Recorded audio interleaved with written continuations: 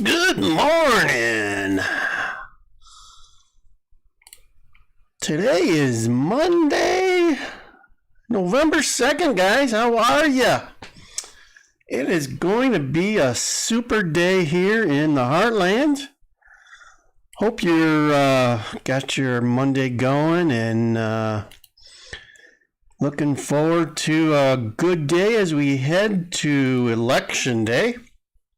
I hope you guys voted already. If you wanted to be officially counted, they're finding ballots all over the place and garbage cans. You name it. It's been a wild election year here, guys.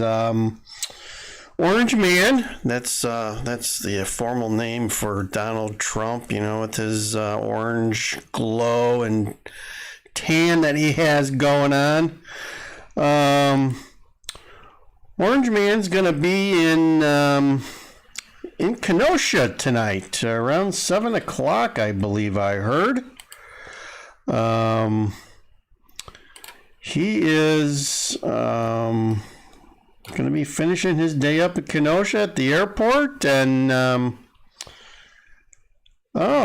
it's going to be an exciting day here in the area. I'm sure he'll be packing them in again as he does everywhere. I mean, there seems to be this groundswell that's going on, and it's going to be an interesting election, and hopefully we can call a winner at the end of the day. But I'm not so sure about that. I think it's going to be an interesting week, if nothing else, from a politics perspective. So let me at least introduce myself. I guess I got ahead of that. I am Wonder Chrissy. We are Land Cruiser Midwest. This is our daily podcast show for you guys. I hope you enjoy listening to my ranting and babbling as we talk about various subjects today. Oh, it was a wonderful weekend. We took a ride, and also the goal of our channel here is to take you somewhere. So yesterday, myself and Sassy Sue took a little ride in Land Cruiser number 3. That's the Jeep Grand Cherokee 4-wheel drive vehicle. We were out cruising the Heartland. We took about a 2-hour drive southwest of here, and right through America's heartland, the farming communities. It was a wonderful drive. Just dropped my pen here, guys. It was a wonderful drive because the fields are, the farmers are finishing up their harvesting, and they seem to got a good year into this year, and looks like 95% of the crops are in. There's still a little bit of corn left to be brought in, but this time of year, once all of the fields are harvested, and there was a few farmers doing some tilling, if you know what that is. That's where they overturn the soil, usually in cornfields, to help the corn stalks decompose a little bit. So there was some farmers out doing tilling, a few doing some combining, but 95% of the crops are in. Some outstanding corn, mostly, not too many. Saw maybe 1 or 2 bean fields. But this time of year, once that's done, you can see forever. It's kind of like being on the moon or something. You can just see for miles, and it's a great sight in the heartland. Once you get out of the hustle and bustle of the suburbs and get out into the farmland, you can just see forever. So it's relaxing. We took a nice drive.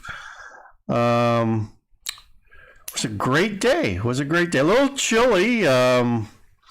Man, it was in the 30s, mid 30s. Today it's going to be warming up. This whole week it's going to be warming up into the high 50s and 60s here in the heartland. So fall colors are, getting, almost getting towards the end. Leaves are starting to fall. There was windy here yesterday, so no, I think I just mowed my grass on Saturday, and my backyard is full of leaves again. So I'm hoping for another windstorm and just kind of blow those away so I don't have to mow them again. But I think that I'll maybe get them next week, next Saturday or Sunday. I'll get the mower out, maybe getting towards the end of my mowing season here. So just kind of doing it for the leaves at this point, to pick up some of those leaves and get them to the garbage man. That garbage man. We got the orange man. We got the garbage man. We got a lot of men around here.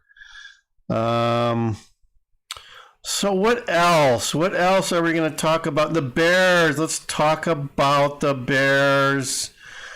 Oh. Bears lost. I watched it on DVR and was kind of anticlimactic. I mean, they tied it up at the very end and lost it in overtime. And, I don't know about Nick Foles. Oh, maybe, I don't know. I'm not a real big football analyst or anything. I played a little bit in high school, but maybe a year or two, but never really got into the strategy and all that good stuff. But from the announcers that I listened to last night, it sounds like the crux of the Bears' problem is their offensive line, and they've got some injuries this year. Maybe like 3/5 of their starting line are out with injury, which, I mean, if you're a professional football team, I think you would expect to have some injuries during the year, but almost 3/5. And I think I heard too, somebody else got injured. I don't know if he was offense or defense yesterday. Massey guy. So injuries are starting to rack up for the Bears, and that can't be good. Can't be good, but Nick Foles is just another one in the long line of subpar, inadequate Bears quarterbacks that we've been seeing for the last 30 years. I gotta say it, guys. I mean, we had a couple of good years, but it's been a long time. The Bears are just kind of plugging away, and I just don't have the energy for the Bears at this point. I don't know what they're gonna do, but it's not looking good at this point. They're playing some decent competition, and their true colors are showing a little bit. And I'll admit here, my other tagline here I promised you guys was the Kardashians. I just threw that out there to see if I could get some more views. To be honest with you guys, I saw it was a trending term on Google, so I threw that out there real quick to see if I can get some extra views on our live stream today. We'll see if it works. If not, oh well. So I really don't have anything about the Kardashians other than they're kind of I really don't understand why they're famous and why they're so rich, and they seem to be bilking the system and have that process down pat. So, yeah, that's all I got to say about the Kardashians. But so I hope you guys are doing well. And just a reminder, it is Monday, November 2nd. Tomorrow is voting day, Tuesday. And get out and vote if you haven't voted. If you've got dead relatives, make sure they vote. That was a joke. But yeah, like they say here in Chicago, vote and vote often. Vote as many times as they'll let you. So that seems to be the mantra. But Illinois is a predetermined state. They're already going to mail in their votes for Joe Biden because we are a democratic Midwestern heartland state that doesn't want to change. Which takes us to our key democratic city, which has been under democratic communism rule for decades. That's the city of Chicago, folks, if you don't know it.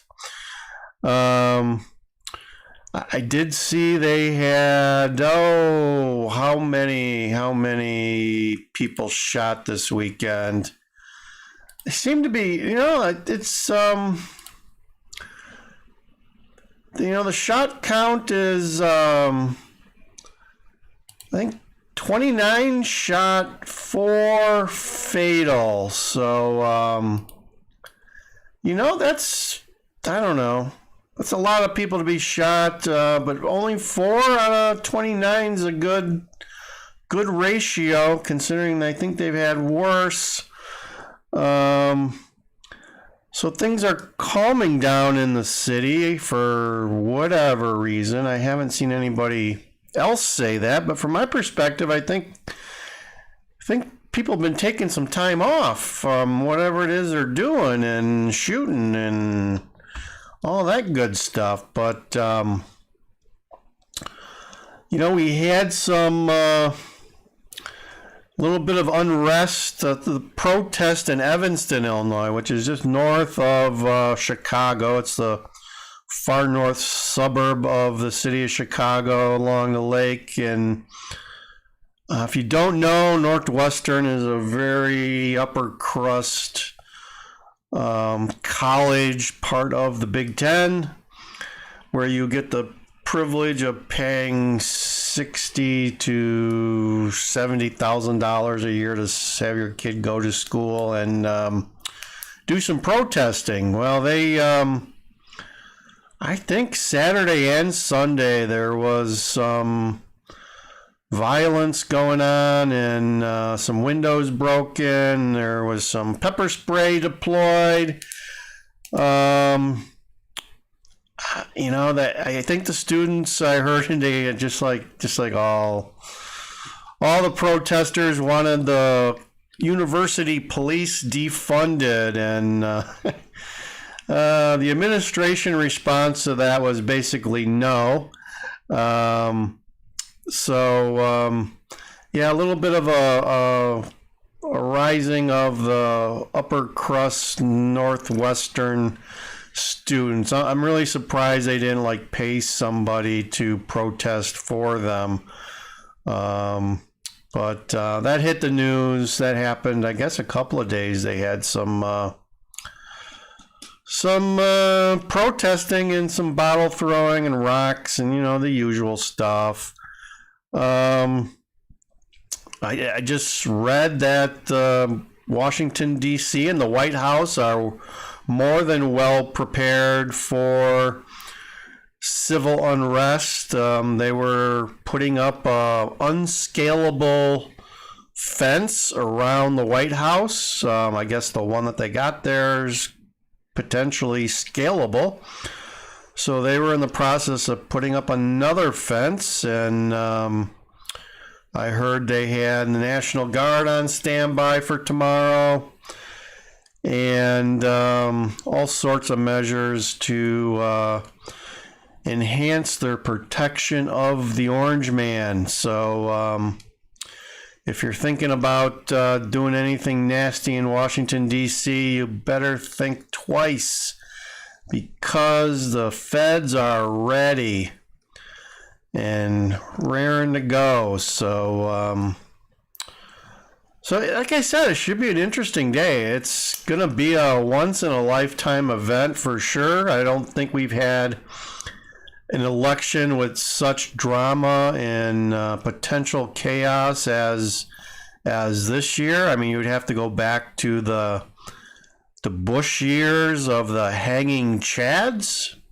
If you don't remember that, that was when the state of Florida used computer punch cards. I don't know if you remember what those are or how they look, but at that time, the state of Florida used computer punch cards, and basically you had an overlay when you went into the voting booth where you would punch out holes that corresponded to the people you were voting to or voting for, and then you'd give the punch card